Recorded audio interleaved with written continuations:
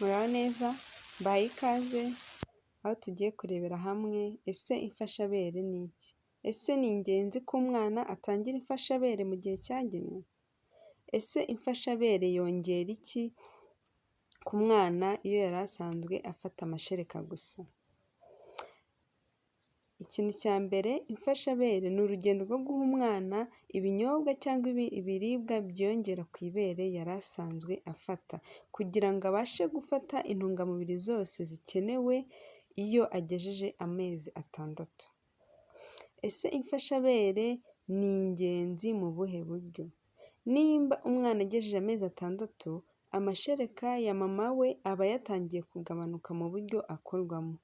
Rero aba akeneye yuko umuha ibindi bintu birimo intungamubiri kugira ngo bimufashe mu mikurire ye.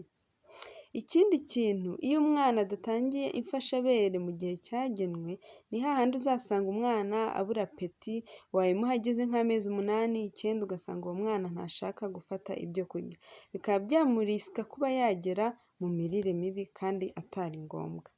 Ni ngombwa rero ko umwana wese ugejeje amezi atandatu agomba gufata imfashabere cyangwa complementary feeding. Ese iyo umwana agejeje igihe cyo gufata imfashabere, ni ibiki tugomba kumuha?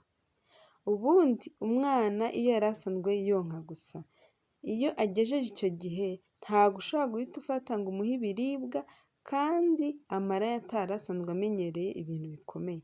Ni ngombwa yuko umutangiza ibintu biri likide, igikoma se, imbuto waseye, kugira ngo amara abanze agende amenyera neza.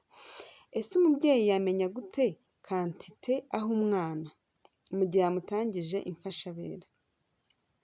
Umwana uri hagati y'amezi 6 n'amezi 8, ubundi ni ngombwa yuko umuha nibuza ibiyiko 2 kugeza kuri 3, kandi ukamuha nibuza 3 ku munsi.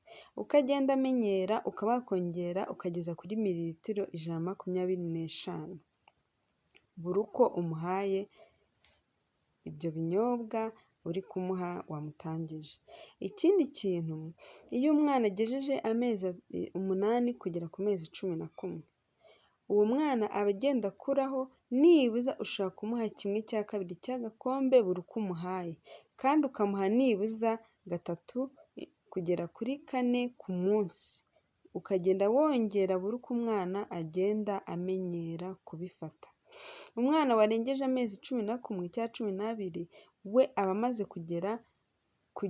gukura.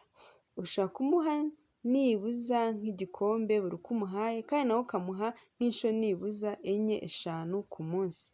Ukagenda wongera buri uko umwana ubona agenda amenyera kubifata.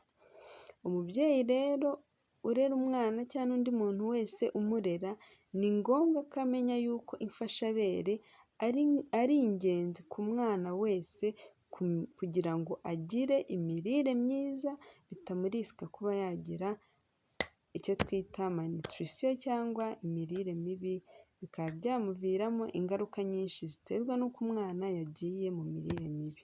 Murakoze.